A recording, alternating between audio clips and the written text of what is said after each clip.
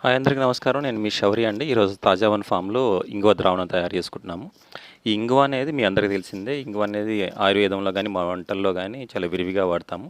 It's a folk medicine. ఇంగువ అనేది ఘాటైన వాసన కలిగి ఉంటుంది. ఈ ఇంగువలో ఆహ్, anti bacterial, anti viral, anti oxidant, anti cancerous ఇట్లాంటి ప్రాపర్టీస్ చాలా ఫుల్‌గా ఉంటాయి. ఇది ఇంత ఘాటైన వాసన ఉండటం వలన ఏమవుతుందంటే పంటల్లో వచ్చే తెల్లదోమ, పచ్చదోమ, రసం పీల్చే పురుగులు, పంటల్లో వచ్చే రకరకాల వైరస్లు, ఫంగల్ ఇన్ఫెక్షన్స్‌ని చాలా స్ట్రాంగ్‌గా ఆపుతుంది ఇది.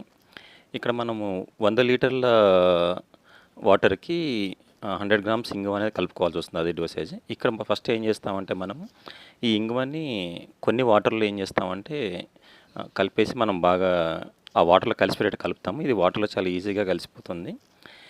ఈ ఇంగువని ఎందుకు తయారు చేసుకుంటున్నామంటే మా జామ తోటలో జీవామృతము స్ప్రే చేయబోతున్నాం. ఒట్టి జీవామృతమే కాకుండా